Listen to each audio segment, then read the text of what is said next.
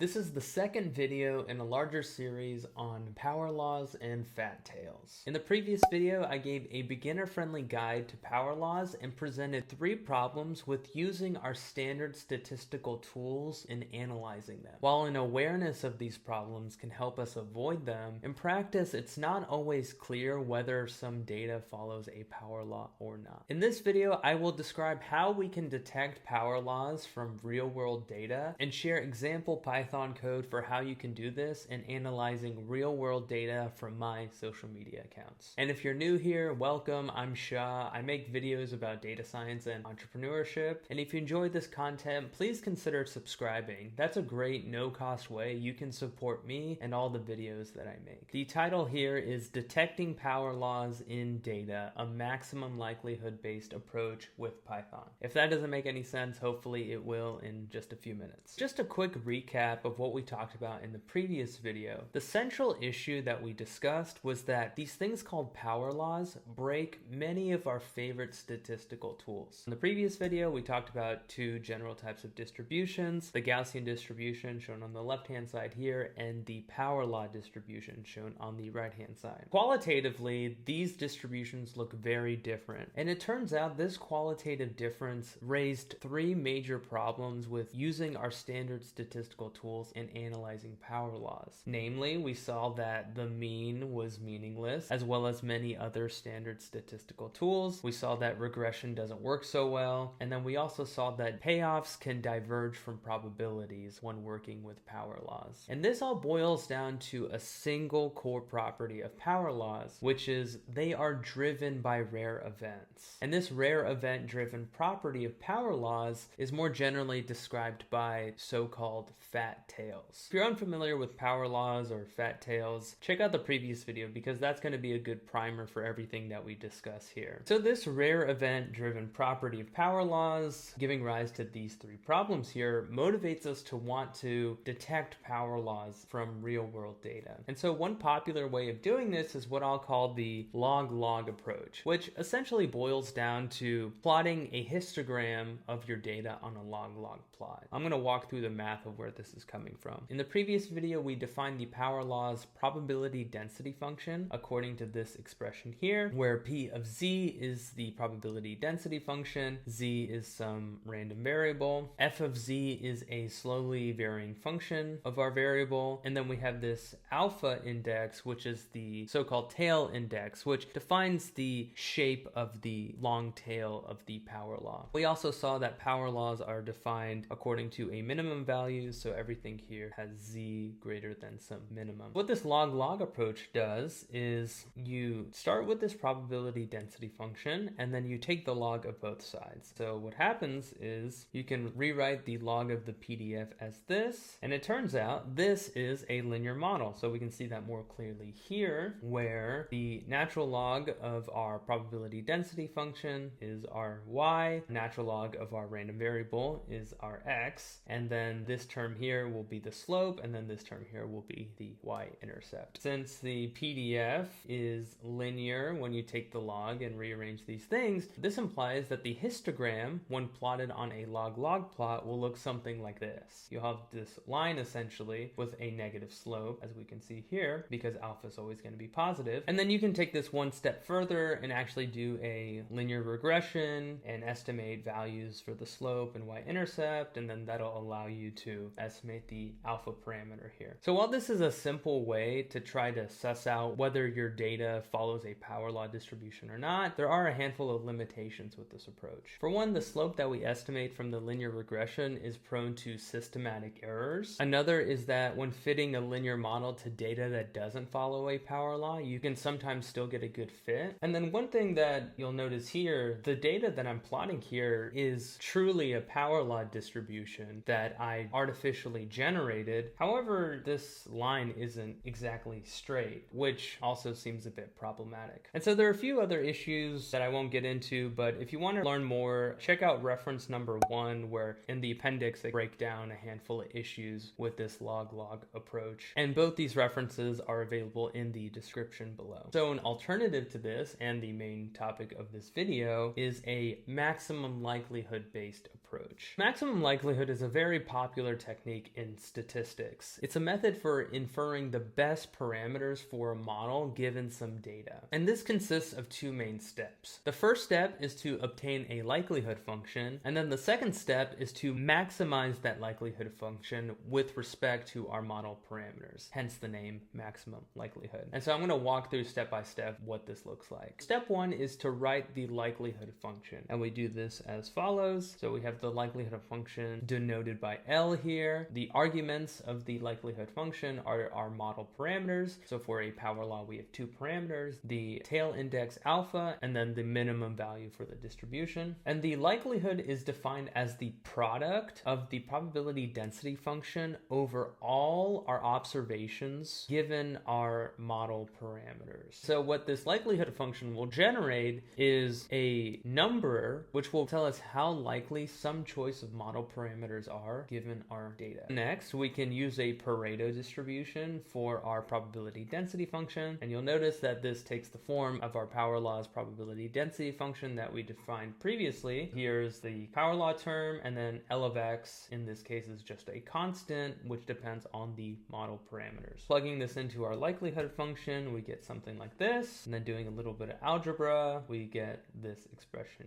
here. So again, for some choice of model parameters, we can plug those values in and then take the product over all of our observations to obtain a likelihood of that particular choice of model parameters. Next, what I call step 1b. Often people will work with the log likelihood function because one, it's a little easier to work with, and two, the log likelihood function and the likelihood function are maximized by the same choice of model parameters. So what this looks like is we'll define the log likelihood function as lowercase l, same inputs as the likelihood function, and it's just the natural log of the likelihood function here. And then from the previous slide, this is the likelihood function here for a Pareto distribution, and we'll just take the natural log of that. Using the property of logs, we can translate the product within a log function to the sum of log functions. And then again, using another property of logs, we can bring down the exponents to the front, which brings us to this expression here. And then in step two, we maximize the log likelihood function. And so the standard way of maximizing or optimizing a function is we take its derivative and set that derivative equal to 0. And so what that looks like is we'll take the derivative of the log likelihood function with respect to our tail index, which gives us an expression like this. And then setting this equal to 0 implies that alpha is equal to this expression here. And then rearranging this a little bit, we get this expression. This expression for alpha is called the maximum likelihood estimator for that parameter. What this allows us to do is, given some data and some value for x min, we can derive the optimal value for alpha. That's all the theory stuff. Let's see what this looks like in code. I'll start with an example using artificial data just so we can get a sense of what to expect when we apply it to real world data. First, we're going to import some helpful libraries, namely NumPy, Matplotlib, this power law library, which implements this maximum likelihood based approach that we just reviewed. We'll also import pandas, and then we'll fix the random seed for NumPy just so the results are repeatable. To generate the artificial data, we can do it like this. Here I am generating data following a Pareto distribution with alpha value 2, x min value equal to 1, generating 1,000 observations. This is just an array x with 1,001 values in it. And then we can use this function from the NumPy library to generate our random sample from a Pareto distribution. And then similarly, we can generate data following a log normal distribution with mean equal to 10 and sigma equal to 1, using again a function from the NumPy library. We briefly touched on log normal distributions in the previous video. What we saw there is that log normal distributions are a little tricky because they can at times appear more Gaussian-like and then other times appear more like a power law depending on the value of sigma. Just to show this graphically, we see that a log normal distribution that is thin-tailed can look like a Gaussian, so this is sigma equal to 0.2, while at the same time a log normal distribution can also appear fat-tailed, so this is a sigma value equal to 2. This presents some more difficulties when working with data in the real world. It might be hard to discern whether data follows a power law or maybe it just follows a fat-tailed log normal distribution. distribution. And so lucky for us, the power law library that we're going to be using here has this functionality built into it so that when we do our fit, it'll generate parameter estimates for both a power law and a log normal distribution, as well as some other distributions. It's always a good idea to look at your data, whatever data set you're working with. So here it's an artificial data set, so we have a pretty good idea of what to expect. Nevertheless, here's what the histogram looks like. This is just our data plotted in a regular histogram. You can see most of the data are here, and then there's so few values in the tail, you can't even see them in the histogram. However, when you take the log, the tail becomes a bit more visible, so you can see that these values start to pop up more. And then we can do a similar thing for the log normal distribution. Qualitatively, it can be kind of easy to misinterpret a log normal distribution as a power law distribution because the regular histogram looks very similar. However, when you take the log of data following a log normal distribution, the histogram looks very different than that of the power law distribution. So this almost looks like a Gaussian distribution. A lot of times in practice, just doing something as simple as plotting histograms and plotting the log of a histogram gives you a pretty good idea of how fat-tailed your data are and whether or not it follows a power law distribution. However, let's see how we can make this a bit more objective and quantitative. Using the power law library, we can use the fit method to fit our data generated from a Pareto distribution to a power law with just one line of code, and then we can print the results. So alpha is our estimated tail index, x-min is the estimated x-min value, and then p is a quality score. It's a number between 0 and 1 that represents how good of a fit the power law distribution is. The closer the value is to 1, the better the power law fit. So that's telling us that this is a pretty good fit. Before comparing to the ground truth values, it's important to point out that the power law library's alpha definition is different than the standard definition that I've been using throughout this video series. So namely, the library's alpha value is equal to the standard alpha value plus 1. So all we need to do is subtract 1 from the alpha value generated from the power law fit to make the comparison to the true alpha value. Here, the true alpha value we used was 2, and so subtracting 1 from the estimate gives us 1.9. So that's a pretty good fit. It got pretty close. And then the true value of x-min is 1, and the fit was 1.27. So overall, the library did a good job of estimating these parameter values, even though we don't have a whole lot of data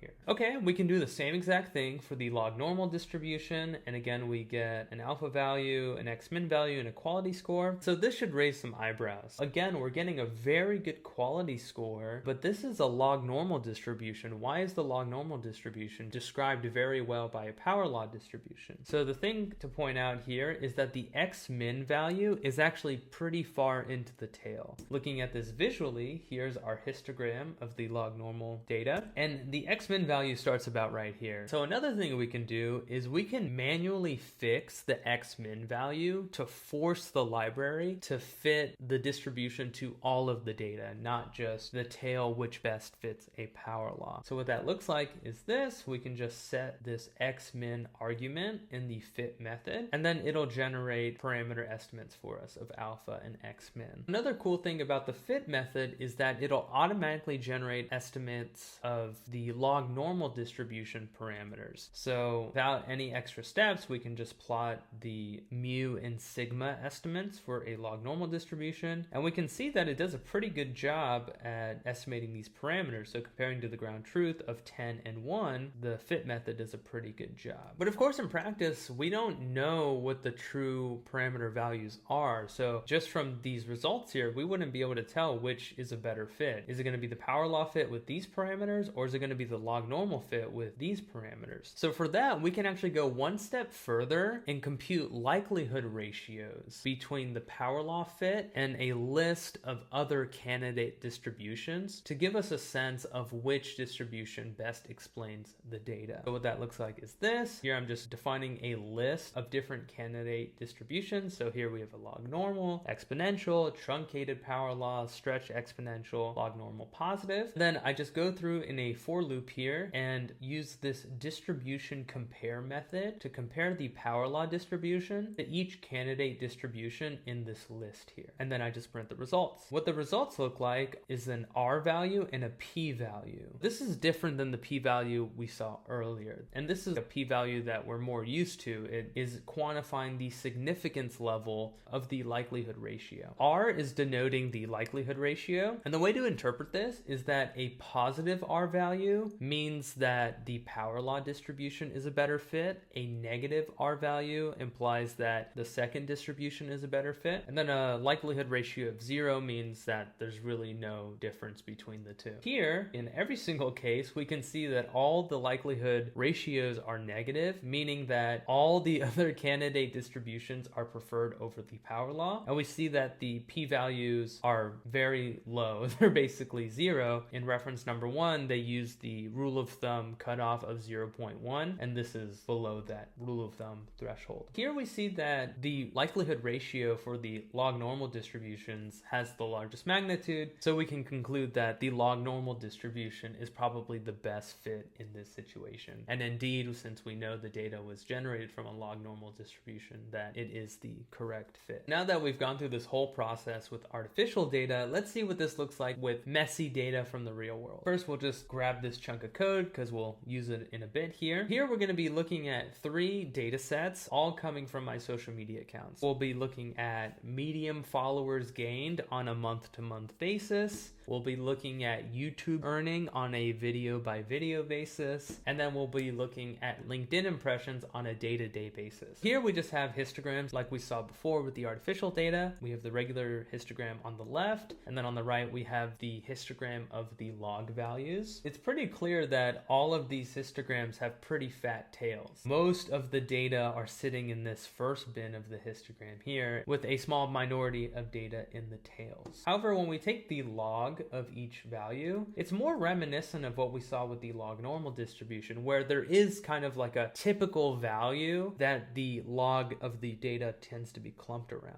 So based on this, we might be thinking the data may be more like a log normal distribution than a power law distribution. But let's keep going. Another thing we can do is look at the top 5 records by percentage. What we can see here is that I gained 42% of all of my medium followers in just a single month. And so that's the most followers gained in a single month. The second place month accounted for about 18% of my medium followers. So kind of bringing this together, I gained 60% of my medium followers in just 2 months, even though I've been writing on Medium for about 3 years now. We see a similar thing on YouTube, where my #1 video by earnings generated 50% of my earnings across all my videos, even though I have about 50 videos on YouTube. These are very fat-tailed distributions, which might pull us in the other direction. Maybe Medium followers and YouTube earnings are better explained by the power law and not the log normal distribution. But on LinkedIn, it's a different story. We don't have such a huge distance between the top record and the second and third and so on. So this is less fat-tailed, and I wouldn't be surprised if it's well fit by a log normal distribution based on these numbers and the histogram we saw in the previous slide. But let's keep going. Let's see what the fit looks like. The code for this, I actually do this all in a for loop, and the full code and notebook is available at the GitHub repository linked here. But this is just like a chunk of code from that notebook. And it's essentially what we did before on the artificial data set, where we're just using this fit method, applying it to our data set. So I'm doing it in a for loop. So this will kind of iterate between each of the 3 data sets. And then I am manually setting the minimum value, the x-min value, equal to the smallest value in each data set to force the fit to use all the data. And then from there, we can print the power law distribution parameters and the log normal distribution parameters. Looking at these numbers, we see that these alpha values are very small. And again, this alpha value generated from the power law library is 1 greater than the standard definition of alpha. So we actually would need to subtract 1 from all these values to translate it into the more standard alpha definition. distribution. So this would mean that the alpha value is 0.29, 0.79, and 0.15, which are super small alpha values. You know, typically alpha values are going to be between 2 and 3, and if it's really fat-tailed, it's going to be greater than 1. But below alpha equal to 1, as we're seeing in this case here, it's what author Nassim Taleb called the forget about it domain, where the mean for the power law distribution is not defined, so it becomes very difficult to do any kind of